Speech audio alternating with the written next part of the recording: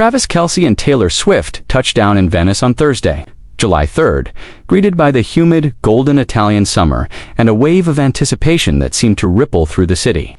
Even before they stepped off their private jet at Marco Polo Airport, Venice, shimmering at the heart of Italy, became the opening chapter of their sun-soaked summer adventure. Their arrival, the talk of the day, as news outlets and fans scrambled to catch a glimpse of them. Travis, in a crisp white shirt and a black baseball cap with a bold red C, strolled beside Taylor, who glowed in a light, airy summer dress that caught every breeze. Their smiles betrayed nothing but pure happiness, excitement bubbling beneath the surface as they began this sweet escape from the pressures of public life. Only hours before, they'd boarded a jet together, leaving behind the noise of daily schedules and obligations. And now, in Venice, the city seemed to slow down just for them.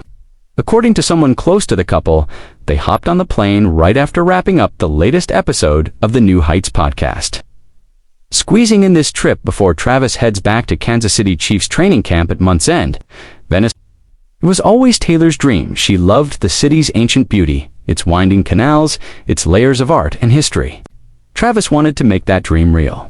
A friend traveling with them shared that after soaking up 2 days in Venice, their itinerary would lead them to Florence, where they planned to visit renowned art museums, savor dinner at the foot of Fiesole Hill, and then finish off with 3 blissful days on the Amalfi Coast.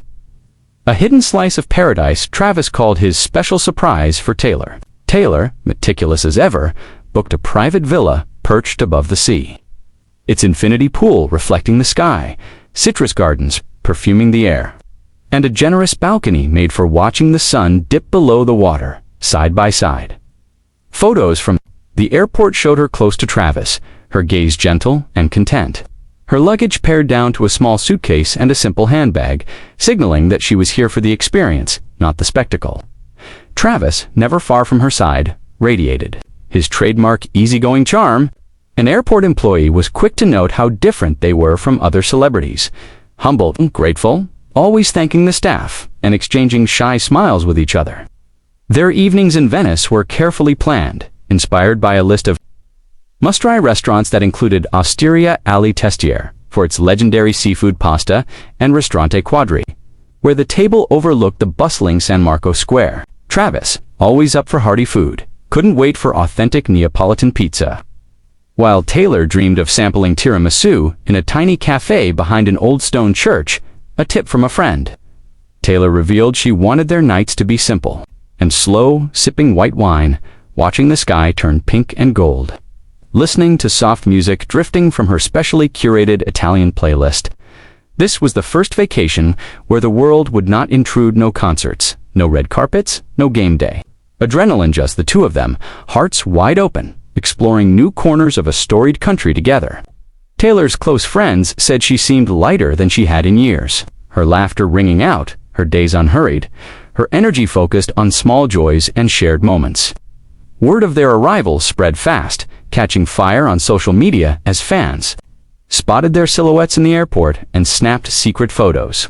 The hashtag Swift, KELCE, in Italy soared to the top of Twitter and Instagram, with thousands of fans sending blessings, hoping for a chance encounter on the cobblestone streets. One fan gushed, "Taylor and Travis really make love believable again. They are so sweet. Welcome to Italy, angels."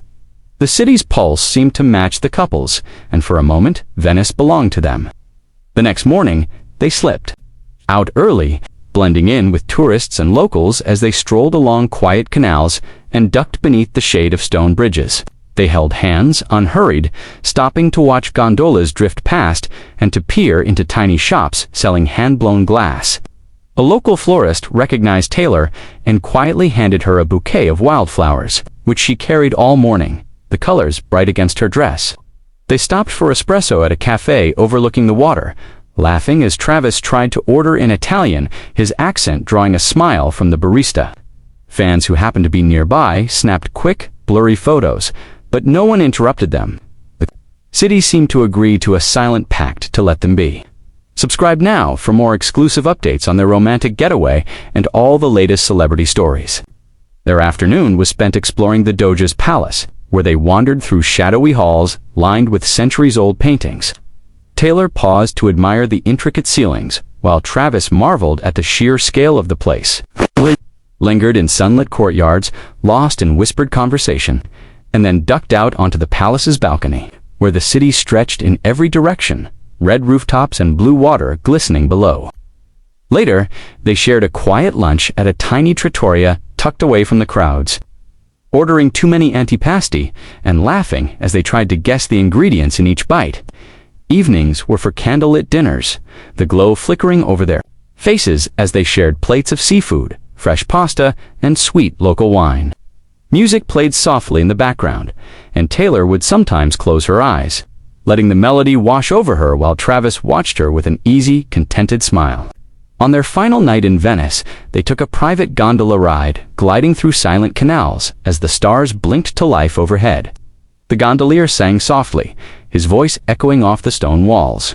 Taylor leaned her head on Travis's shoulder, her hand in his, and for that moment, nothing else existed but the gentle lap of water and the magic of the city around them. As promised, the next leg of their journey carried them to Florence, a city bursting with Renaissance art and sun-washed piazzas. Their villa overlooked the city, and mornings began with breakfast on the terrace, the skyline dotted with domes and spires. They spent lazy afternoons wandering the Uffizi Gallery, marveling at Botticelli's brushstrokes and Michelangelo's sculptures. Taylor standing quietly in front of each masterpiece, soaking in every detail while Travis snapped photos for her. They visited the Duomo, climbed its winding steps for a dizzying view, then ducked into small shops to find souvenirs. At sunset, they dined at a restaurant built into the hillside, the city below them sparkling like a handful of jewels. Taylor wore a simple white dress, and Travis reached for her hand across the table, the world outside falling away as they toasted to new memories. In Florence, Taylor insisted on visiting a famous gelateria she'd read about, and the two of them sampled flavor after flavor, laughing as the cold dripped down their fingers. Travis challenged her to find the best espresso in the city, and together they hopped from cafe to cafe, rating each cup and scribbling notes in a little travel journal Taylor had brought along. They wandered the Boboli Gardens, losing track of time among the fountains and hedges, their laughter echoing as they tried to find secret paths through the maze. The trip's final act was 3 days on the Amalfi Coast, where Travis unveiled his secret gift for Taylor, a private villa carved into the cliffs, surrounded by lemon groves and overlooking the endless blue Mediterranean. From their balcony, the world seemed to float, the horizon melting into sky, the air tinged with the scent of salt and citrus. Mornings were spent lounging by the infinity pool, reading or simply listening to the waves. Taylor played her Italian playlist, the music drifting out over the garden as she and Travis danced barefoot on the tiles, sunlight catching in their hair.